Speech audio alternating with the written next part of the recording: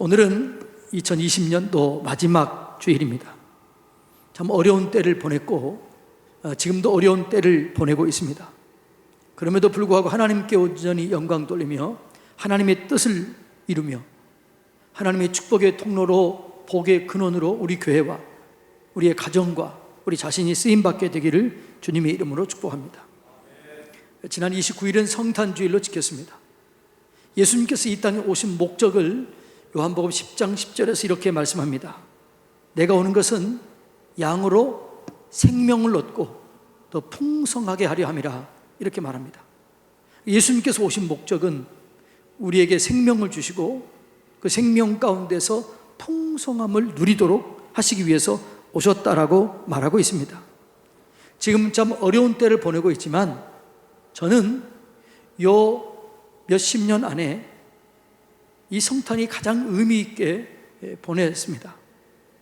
우리가 아무리 힘들고 어렵지만 하나님을 의지하고 하나님을 사랑하면 가장 선한 일을 있는 처소에서 이루게 될 줄로 믿습니다. 하나님은 우리에게 생명을 얻게 하고 더 풍성해 주기를 원하십니다. 이 생명을 얻는 것, 풍성하게 하는 것, 이걸 한마디로 말하면 이게 부흥입니다. 은혜의 회복입니다. 부흥은 회복이에요. 이 은혜가, 이 부흥이 회복되기를 주님의 이름으로 축복합니다. 그래서 이 부흥이요, 하나님의 뜻이에요. 그래서 우리 교회가 부흥을 준비하고 부흥을 경험하게 되기를 주님의 이름으로 축복합니다. 그러니까 지금 어려운 때, 참 힘들고 어려운 때이지만, 그런데 성경의 부흥의 역사를 보면 가장 힘들 때, 가장 어려울 때, 기도했을 때 하나님께서 부흥을 주셨던 것을 볼 수가 있습니다. 그러니까 어려운 때는 하나님을 가까이 하는 때예요. 어려운 때는 하나님과 더 친밀해지는 그런 시간이 되는 것입니다. 그래서 하나님과 더 친밀해지면 그 친밀한 과정 속에 하나님께서 부흥을 주시는 거죠. 지금은 부흥의 때인 줄로 믿습니다. 온 세상이 어렵고 힘듭니다. 이럴 때 우리 하나님을 더 가까이 가면 하나님께서 우리에게 부흥을 주실 줄로 믿습니다. 근데 부흥에는요, 하나님의 부호가 있어요. 부흥에는요, 하나의 과정이 있습니다. 부흥의 비밀 번호가 있는데 그건 뭐냐 그러면 갈망이라는 것과 회개라는 단어입니다. 자, 따라서 해볼까요? 갈망, 회개. 여러분, 이 부흥의 코드는 갈망이라는 단어와 회개라는 단어, 이 하나님을 갈망하며 회개하고 회개하며 갈망할 때 부흥이 일어나게 되는 거죠. 자, 구약의 부흥의 코드 된 말씀은 역대하 7장 14절입니다. 다 같이 한번 읽어보겠습니다. 내 이름으로 일컫는 내 백성이 그들이 악한 길에서 떠나 스스로 낮추고, 이게 뭐죠? 회개. 그리고 기도하여 내 얼굴을 찾으면, 갈망이에요. 기도하여 내 얼굴을 찾으면 내가 하늘에서 듣고 그들의 죄를 사하시고 그 땅을 고칠지라. 이게 부흥이에요. 내 이름으로 일컫는 내 백성이 악한 길에서 떠나 스스로 낮추고 기도하여 회개하는 거죠. 내 얼굴을 찾으면 갈망하는 거예요. 갈망. 그러면 내가 하늘에서 듣고 그들의 죄를 사하고 그 땅을 고칠지라. 여러분, 이게 부흥의 말씀입니다. 신약 성경은 사도행전 2장 38절입니다. 다 같이 읽어볼까요? 베드로가 이르되 너희가 회개하여, 회개입니다, 각각 예수 그리스도의 이름으로 세례를 받고 죄 사함을 받으라. 그리하면 성령의 선물을 받으리니. 이게 부흥이에요. 우리가 회개하고 죄 사함을 받으면 부흥이 일어나게 되는 거죠. 부흥은 그래서 회개와 갈망입니다. 여러분, 사무엘 시대에 놀라운 부흥이 있었는데 사무엘 시대의 부흥도 똑같습니다. 미스바 광장에서 그들이 금식하고 회개했을 때 하나님의 부흥이 임했습니다. 하나님의 은혜가 임했습니다. 여러분, 오늘 이 어려운 때 우리가 하나님을 갈망하고 회개하고 하나님을 갈망할 때 하나님께서 우리에게 부흥을 주실 줄로 믿습니다. 우리가 그동안 몇 년 동안 기대해왔습니다. 하나님, 서산 지역의 부흥의 불쏘시개가 되고 조국교회의 부흥의 불쏘시개가 되기를 위해서 기도해왔습니다. 서선 지역의 부흥의 중심이 되기를 위해서 기도해왔습니다. 이 나라의 부흥의 불쏘시개가 되기를 위해서 기도해왔습니다. 지금 이 어려운 때 우리가 하나님을 갈망하고 회개하고 나갈 때 하나님께서 우리에게 부흥을 주실 줄로 믿습니다. 사무엘 시대 같은 부흥을 주실 줄로 믿습니다. 사무엘 시대의 부흥이 어떻게 일어났는가, 사무엘 시대의 부흥은 어떤 것이었는가 생각하며 은혜 나누기를 원합니다. 저처럼 사무엘 시대의 부흥은 하나님의 말씀이 하나도 땅에 떨어지지 않았습니다. 따라서 볼까요? 하나님의 말씀이 떨어지지 않았다. 하나님의 말씀이 이루어졌다는 거지요. 부흥은 언제나 말씀과 함께 시작이 됩니다. 말씀이 곧 하나님이십니다. 하나님이 곧 말씀입니다. 태초에 말씀이 계시니라.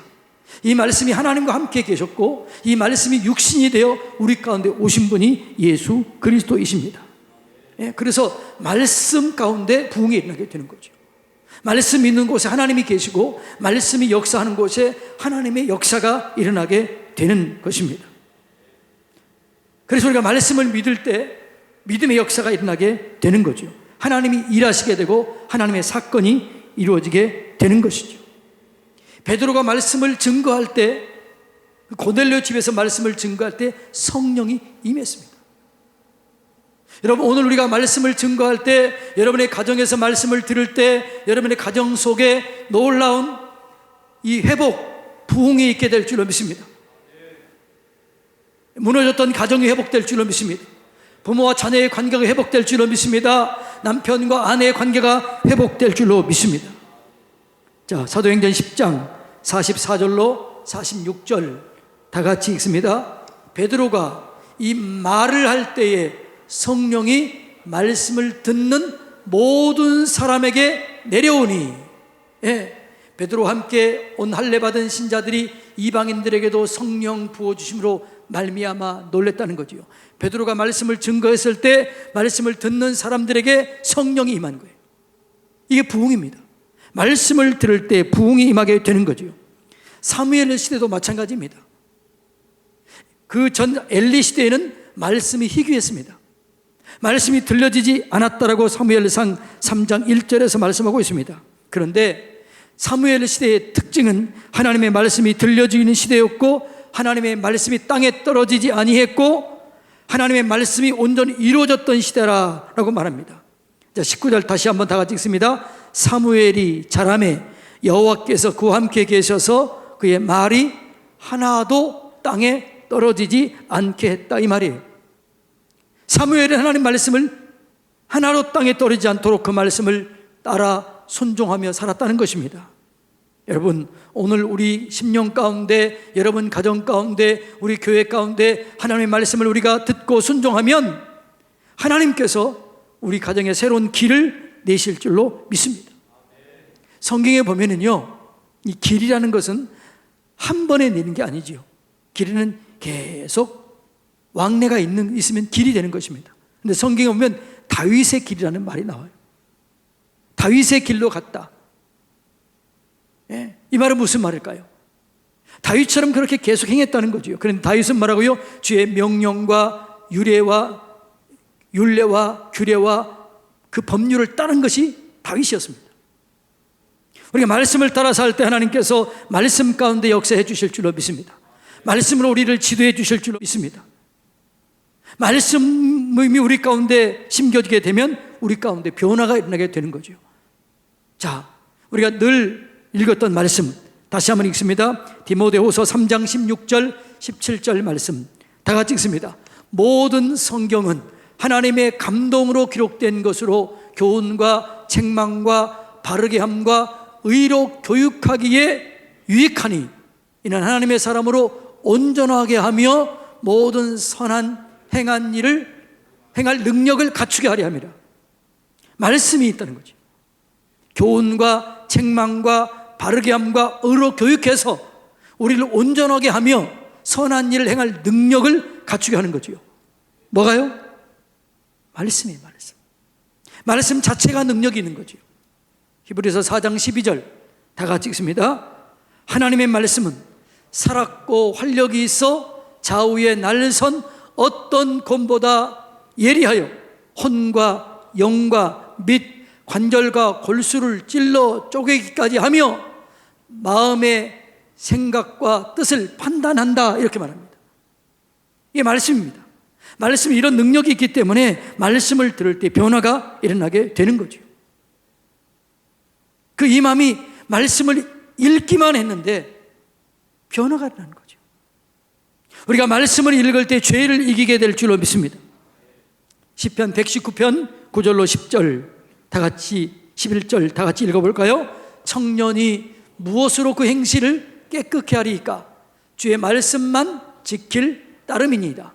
내가 전심으로 주를 찾아싸우니 주의 계명에서 떠나지 말게 하소서. 내가 주께 범죄하지 아니하려 하여 주의 말씀을 내 마음에 두었나이다. 청년이 어떻게 정욕의 죄를 이길 수 있을까요? 청년이 어떻게 죄를 극복할 수 있을까요? 주의 말씀을 내 마음에 두었더니 죄를 이길 수 있게 되었다는 거죠. 사무엘 시대의 부흥의 시작은 말씀입니다. 말씀이 하나도 땅에 떨어지지 않았더니 부흥이 일어나게 됐는데, 어떤 부흥이 일어나느냐? 빼앗겼던 것들이 돌아오게 되는 거죠. 회복이 되는 거죠. 예. 자, 엘리 시대에서는 모든 것을 빼앗겼습니다. 법궤도 빼앗겼습니다. 영광이 떠났습니다. 성읍도 빼앗겼습니다. 다 빼앗긴 시대가 엘리 시대였습니다. 하나님의 말씀을 불순종하고 자기 마음대로 살았더니 블레셋과 전쟁 속에서 두 아들이 죽고 법궤는 빼앗기게 되고 하나님의 영광이 떠났다라고 성경은 말합니다. 사무엘상 4장 20절로 22절 다 같이 읽습니다. 시작. 죽어갈 때, 누가 죽어갈 때요? 그게 며느리예요. 며느리가 죽어갈 때 곁에 서 있는 여인들이 그에게 이르되 두려워하지 말라, 내가 아들을 낳았다 하되 그가 대답하지도 아니하며 관념하지도 아니하고 이르기를 영광이 이스라엘에게서 떠났다 하고 아이 이름을 이가봇이라 하였으니 하나님이 그애가 빼앗겼고 그의 시아버지와 남편이 죽었기 때문이며, 또 이르기를 하나님의 그 애를 빼앗겼으므로 영광이 이스라엘에게서 떠났다 하였더라. 엘리 시대에는 영광이 떠난 시대요, 빼앗긴 시대요, 죽음의 시대였습니다. 그런데 말씀을 따라 순종하고 말씀이 땅에 떨어지지 않도록 했더니 회복이 된 거예요. 빼앗겼던 것들이 돌아오게 된 겁니다. 자, 볼까요? 6장 21절 말씀 다 같이 읽습니다. 시작. 전령들을 기랏 여아림 주민에게 보내어 이르되 블레셋 사람들이 여호와의 궤를 도로 가져왔으니 너희는 데려와서 그것을 너희에게로 옮겨가라, 그런 거죠. 우리가 이 사건을 너무나 잘 알죠. 여러분, 법궤를 빼앗겼는데 그 법궤가 블레셋 진영에 가는데 그 블레셋 신들이 다 무너지는 거죠. 다곤 신들이 무너지는 거죠. 그래서 그들이 들여와서 되돌려 준 거예요. 어느 시대요? 사무엘 시대. 여러분, 우리 하나님의 말씀을 따라 살면 하나님께서 되돌려 주게 될 줄로 믿습니다. 돌아오게 될 줄로 믿습니다. 법궤가 돌아오면 하나님의 영광도 돌아온 거예요. 자, 7장 14절 다 같이 읽습니다. 시작. 블레셋 사람들이 이스라엘에게서 빼앗았던 성읍이 에그론에부터 가드까지 이스라엘에게 어떻게 했다고요? 회복되었다, 이렇게 말씀하고 있습니다. 그리고 그 지방에 평화가 있었다라고 말씀합니다. 여러분, 하나님의 영광이 임하게 되면 빼앗겼던 것들이 돌아오게 될 줄로 믿습니다. 빼앗겼던 물질, 빼앗겼던 건강, 빼앗겼던 영광, 빼앗겼던 명예 다 돌아오게 될 줄로 믿습니다. 지금 코로나로 많은 것들을 빼앗겼습니다. 일상적인 일을 하지 못하게 됐습니다. 예배를 빼앗겼습니다. 기쁨을 빼앗겼습니다. 감사를 빼앗겼습니다. 그러나 하나님의 부흥이 임하게 되면, 말씀 안에 들어오게 되면 회복될 줄로 믿습니다. 감사가 회복될 줄로 믿습니다. 예배가 회복될 줄로 믿습니다. 재정이 회복될 줄로 믿습니다. 기쁨이 회복될 줄로 믿습니다. 회복이 됐어요. 그리고 어떻게 되느냐? 전쟁이 그치게 된 거지요.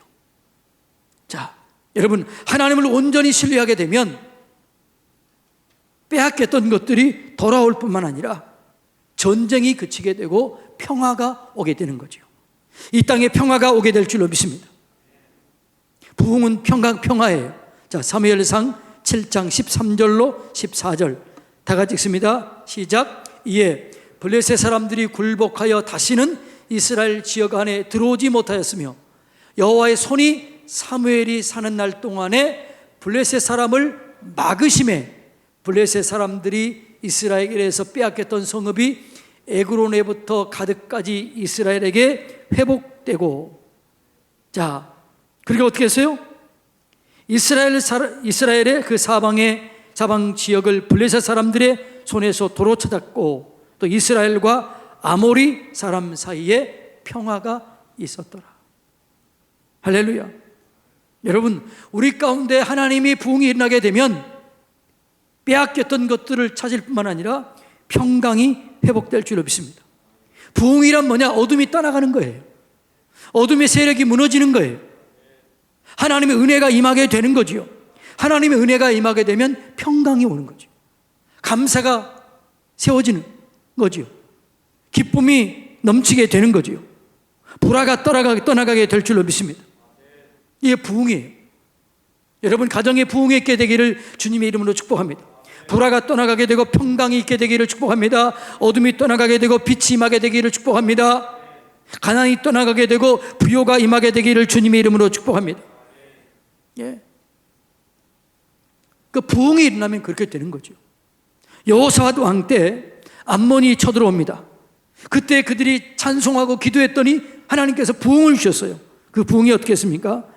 암몬과 모압이 자기들끼리 싸우면서 자기들끼리 죽고, 그렇게는 전리품을 취하게 됐는데 2박 3일 동안 전리품을 취하게 됐다는 거죠. 부흥이 오게 되면 하나님이 역사하시기 때문에 하나님의 사건들이 이루어지게 되는 거죠. 부흥이 임하게 되면 사람이 세워지게 되는 거죠. 하나님의 사람이 세워지게 될 줄로 믿습니다. 우리 지난 시간에도 말씀드렸지만, 여러분, 이 사무엘 시대에는 사람이 세워져요. 사무엘 시대 때 세워졌던 대표적인 사람이 누구예요? 다윗이에요. 나단 선지자예요. 이런 하나님의 사람이 세워지게 되는 것입니다. 여러분, 다윗, 아까도 말씀드렸지만 다윗은 길을 내는 사람이에요. 다윗의 길을 냈던 사람이 사무엘 시대 때 세워졌다는 거죠. 그러니까 부흥의 특징 중에 하나는 뭐냐 그러면 사람이 세워지게 되는 거죠. 사람이 세워지게 되고 그 사람이 부흥을 이끌게 되고, 그리고 그 사람이 다시 부흥을 이끌게 되고, 그래서 선순환이 이루어지게 되는 거죠. 부흥이 임하게 되면 사람이 세워지고, 사람이 임하게 되면 그 사람을 통해서 다시 부흥이 이루어지게 되고, 그 부흥을 통해서 다시 사람이 세워지게 되는 거죠. 초대교회 이야기입니다. 한번 볼까요? 사도행전 6장 5절로 7절입니다. 다 같이 읽습니다. 사도행전 6장 5절로 7절 다 같이 읽습니다. 온 무리가 이 말을 기뻐하여 믿음과 성령이 충만한 사람 스데반과 빌립과 브로고로와 니가노르와 디몬과 바메나와 유대교에 입교했던 안디옥 사람 니골라를 택하여 사도들 앞에 세우니 사도들이 기도하고 그들에게 안수하니라. 자, 이 사람이 세워졌을 때 어떻게 했어요? 하나님의 말씀이 점점 왕성하여 예루살렘에 있는 제자의 수가 더 심히 많아지고 허다한 제사장의 무리도 이 도에 복종하니라. 부흥이 일어나게 되면 누가 세워져요? 사람이 세워져요. 사람이 세워지면 그 사람들을 통해서 하나님의 말씀이 더 흥왕하게 되고 다시 한번 부흥이 오게 되는 거지요. 여러분, 그래서 이 교회가 부흥하면요 어떤 일이 일어나냐 그러면요, 신학교 가는 사람들이 많아져요. 신학생들이 많아져요. 그러니까 여러분, 우리 교회가 지금은 이제 내후년 이내 90년이 되는 것 같아요. 여러분 가만히 보세요. 부흥했을 때 어떻게 돼요? 사람들이 세워져요. 세상의 주인공들로 세워지게 됩니다. 교회가 부흥이 되면 여러분의 가정도 부흥이 되고 사업장도 부흥이 돼요. 가정이 회복돼요. 일이 잘 되는 거지요. 이게 부흥의 역사라는 거죠. 사람이 세워지는 이 일들이 이루어지게 되기를 주님의 이름으로 축복합니다. 여러분, 우리 교회 이 부흥을 통해서 다음 세대가 세워지게 되기를 주님의 이름으로 축복합니다. 우리가 아무리 다음 세대를 세우려고 해도요, 하나님이 도와주시지 않으면 안 되는 거예요. 그런데 하나님의 부흥이 딱 시작되면 사람들이 세워지게 되는 거죠. 말씀과 율례와 계명을 따라 사는 사람들이 세워지게 되고, 거룩한 사람들, 순종하는 사람들, 믿음의 사람들이 세워져요. 그들이 사업을 하게 되니까 사업에 부흥이 와요. 축복이 와요. 재정의 축복이 와요. 애들에게 지혜가 풀어지게 되기 때문에 이 아이들이 학교에서 더 귀하게 쓰임받게 되는 거죠. 위대한 인물들이 나오게 되는 거죠. 이게 부흥입니다. 저는 기대가 됩니다. 오늘 여러분, 우리가 이렇게 비대면으로 힘들게 드리고 있지만, 그리고 여러분 가정에서 드리는 그 예배, 그 자리에도 주님이 함께 계실 줄로 믿습니다.